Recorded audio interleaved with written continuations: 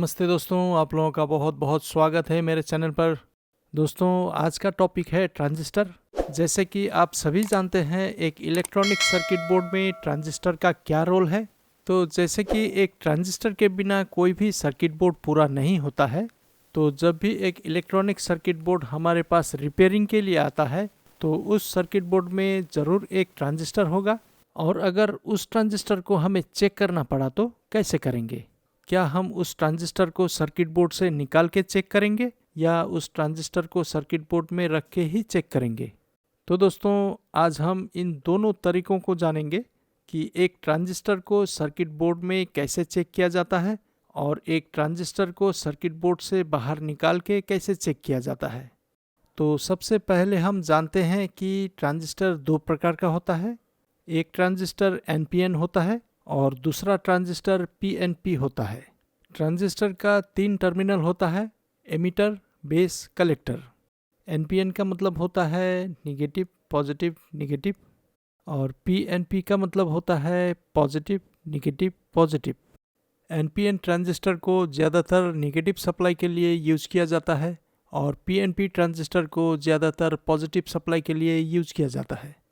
NPN transistor का base में positive voltage देने से ट्रांजिस्टर एक्टिव होता है और पीएनपी ट्रांजिस्टर का बेस में नेगेटिव वोल्टेज देने से ट्रांजिस्टर एक्टिव होता है। ट्रांजिस्टर ऑन होने के लिए ट्रांजिस्टर का बेस में मिनिमम 0.5 वोल्ट का ज़रूरत होता है, तब जाके ट्रांजिस्टर का एमिटर और कलेक्टर से इलेक्ट्रॉन पास होता है, यानी कि वोल्टेज पास होता है। ट्रांजिस्टर एक स्विच का तरह काम कर सकता है और ट्रांजिस्टर एक रेगुलेटर का तरह भी काम कर सकता है। ट्रांजिस्टर को एम्पलीफायर के लिए भी इस्तेमाल किया जाता है। एक ट्रांजिस्टर एम्पलीफायर कैसे करता है, अगर आप लोगों को जानना है तो मुझे कमेंट कीजिएगा और इस वीडियो को लाइक कीजिएगा। तो दोस्तों, अब तक हमने जाना एक ट्रांजिस्टर कैसे काम करता है, तो चलिए अब हम जानते हैं एक ट्रांजिस्टर को कैसे चेक किया जाता है। ये है एक रेक्टिफायर डायोड।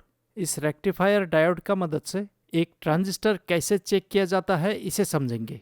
इस रेक्टिफायर डायोड का बॉडी में जिस तरफ मार्क होता है उस साइड को कैथोड साइड बोला जाता है और जिस तरफ मार्क नहीं होता है उस साइड को एनोड साइड बोला जाता है।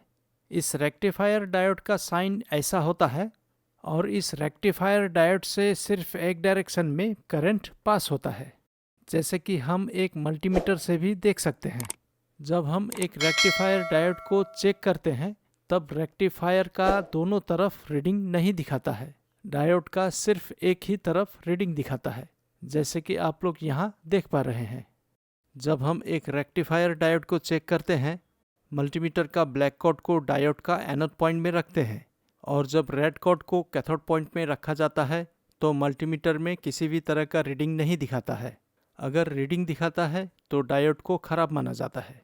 जब हम कॉर्ड को बदल के देखते हैं, यानी कि रेड कॉर्ड को एनोड पॉइंट में और ब्लैक कॉर्ड को कैथोड पॉइंट में रख के डायोड को चेक करते हैं तो मल्टीमीटर में रीडिंग दिखाता है।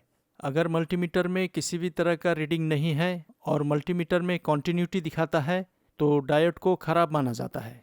तो ठीक इसी तरह अगर हम 2 डायोड लेते हैं और 2 डायोड का एनोड पॉइंट को जोड़ देते हैं और फिर हम मल्टीमीटर से इन दोनों डायोडों को चेक करते हैं तो मल्टीमीटर में क्या दिखाता है, चलिए देखें। जब मल्टीमीटर का ब्लैक कॉर्ड को एक डायोड का कैथोड टर्मिनल में रखा जाता है और रेड कॉर्ड को दूसरा डायोड का कैथोड टर्मिनल में रखा जाता है तो मल्टीमीटर में किसी भी तरह का रीडिंग नहीं दिखाता है। मल्टीमीटर में इसलिए रीडिंग नहीं दिखाता है क्योंकि रेक्टिफायर डायोड एक ही डायरेक्शन में वोल्टेज पास करता है। रेक्टिफायर डायोड में एक ही डायरेक्शन से वोल्टेज पास होने की वजह से मल्टीमीटर से आया हुआ अलग अलग वोल्टेज दोनों डायोड में ही रुक जाता है, इसलिए मल्टीमीटर में कोई भी रीडिंग नहीं दिखाता है। अगर हम मल्टीमीटर का कॉर्ड को बदल के देखते हैं फिर भी मल्टीमीटर में किसी भी तरह का रीडिंग नहीं दिखाएगा। अब भी वही हो रहा है जो पहले हुआ था, दोनों ही डायोड दोनों ही कॉर्ड से आया हुआ वोल्टेज को रोक रहा है। और जब हम रेड कॉर्ड को 2 डायोड का बीच में रखते हैं तब मल्टीमीटर में रीडिंग दिखाता है और जब हम ब्लैक कॉर्ड को दूसरा डायोड का कैथोड टर्मिनल में रखते हैं तब भी मल्टीमीटर में रीडिंग दिखाता है। ये इसलिए दिखाता है क्योंकि ब्लैक कॉर्ड से आया हुआ नेगेटिव वोल्टेज डायोड का एनोड से निकल रहा है और जो रेड कॉर्ड से आया हुआ पॉजिटिव वोल्टेज डायोड का कैथोड साइड से निकल रहा है, इसलिए मल्टीमीटर में रीडिंग दिखाता है। तो चलिए अब हम ब्लैक कॉर्ड को दूसरा डायोड का कैथोड टर्मिनल में रख के देखते हैं। तो अब भी यहाँ वही हो रहा है जो पहले उस डायोड में हो रहा था। जैसे कि ब्लैक कॉर्ड का नेगेटिव वोल्टेज एनोड से निकल रहा है, ठीक वैसे ही मल्टीमीटर का रेड कॉर्ड से पॉजिटिव वोल्टेज कैथोड साइड से निकल रहा है, इसलिए इस डायोड में भी रीडिंग दिखा रहा है। तो अब तो आप लोग समझ गए होंगे, जब डायोड का दोनों तरफ कैथोड टर्मिनल में जब मल्टीमीटर का रेड और ब्लैक कॉर्ड को रखा जाता है, तब मल्टीमीटर में किसी भी तरह का रीडिंग नहीं दिखाता है। और जब किसी एक डायोड का कैथोड टर्मिनल में ब्लैक कॉर्ड को और एनोड टर्मिनल में रेड कॉर्ड को रखा जाता है तो मल्टीमीटर में रीडिंग दिखाता है। तो ठीक ऐसे ही जब हम एक ट्रांजिस्टर को चेक करते हैं तब उस ट्रांजिस्टर में भी ऐसा ही कुछ दिखता है। तो चलिए अब हम एक ट्रांजिस्टर को चेक करके देखें। दोस्तों, ट्रांजिस्टर को चेक करने से पहले अभी अभी हमने जो दो डायोडों को चेक करके देखा था, इसे याद रखना होगा, तब हम एक ट्रांजिस्टर को अच्छी तरह चेक कर पाएंगे। तो चलिए हम एक ट्रांजिस्टर लेते हैं और देखते हैं आखिर ये दो डायोड एक ट्रांजिस्टर का साथ कितना मैच करता है। तो हम लेते हैं एक ट्रांजिस्टर। इस ट्रांजिस्टर को इन दो डायोडों को ध्यान में रखकर लिया गया है। ये दो डायोड एनपीएन ट्रांजिस्टर का पोजीशन में रखा गया है, इसलिए ये भी एक एनपीएन ट्रांजिस्टर है। एक ट्रांजिस्टर एनपीएन है या पीएनपी है, ये ट्रांजिस्टर का डाटा शीट देखकर मालूम हो जाता है, और ये डाटा शीट आसानी से गूगल में मिल जाता है। तो जैसे कि ये है एक एनपीएन ट्रांजिस्टर, इस ट्रांजिस्टर का भी ये दो डायोड का ही तरह मल्टीमीटर में रीडिंग दिखाएगा। जब ट्रांजिस्टर का एमीटर और कलेक्टर में मल्टीमीटर का दोनों कॉर्डों को रखा जाता है, तब ये दो डायोड का ही तरह यहाँ भी रीडिंग नहीं दिखाता है। और जब हम कॉर्ड को बदल के देखते हैं तब भी यहाँ किसी भी तरह का रीडिंग नहीं दिखाता है। अगर यहाँ किसी भी तरह का रीडिंग दिखाता है तो इस ट्रांजिस्टर को खराब माना जाता है।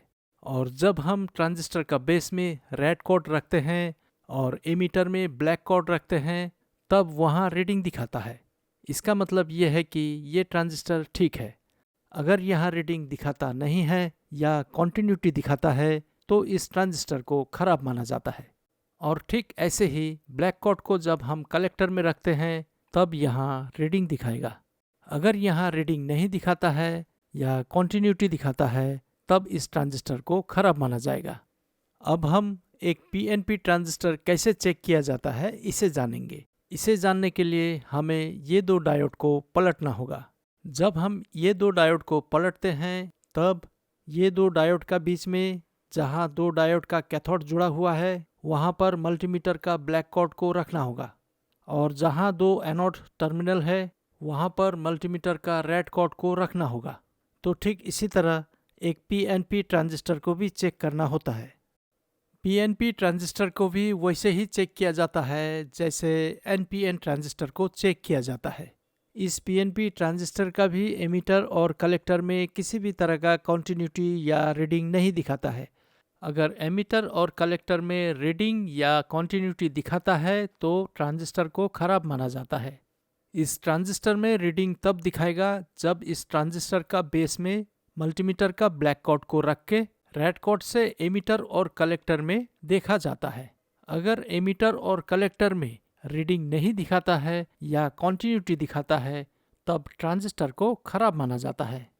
तो जैसे कि अभी हमने देखा, एक पीएनपी ट्रांजिस्टर का बेस में निगेटिव कॉर्ड को रख के रेड कॉर्ड से एमीटर और कलेक्टर में देखा जाता है, और ठीक ऐसे ही एनपीएन ट्रांजिस्टर का बेस में रेड कॉर्ड को रख के ब्लैक कॉर्ड से एमीटर और कलेक्टर में देखा जाता है। तो दोस्तों, ये था एक ट्रांजिस्टर सर्किट बोर्ड में इंस्टॉल करने से पहले कैसे चेक किया जाता है। अब हम समझेंगे एक ट्रांजिस्टर को सर्किट बोर्ड में ही कैसे चेक किया जाता है।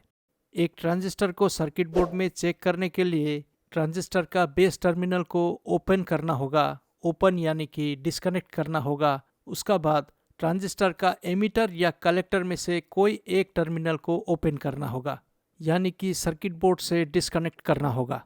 उसके बाद एक ट्रांजिस्टर को सर्किट से बाहर जैसे चेक किया जाता है वैसे ही चेक किया जा सकता है। और अगर आप लोगों को ये जानना है कि एक ट्रांजिस्टर ऑन वोल्टेज में कैसे चेक किया जाता है तो आप लोग इस वीडियो को लाइक और कमेंट ज़रूर कीजिए। और जिन्होंने अभी तक इस चैनल को सब्सक्राइब नहीं किया है वो लोग जल्दी से इस चैनल को सब्सक्राइब कर लें। तो दोस्तों हम फिर मिलते हैं, आज के लिए इतना ही। धन्यवाद दोस्तों।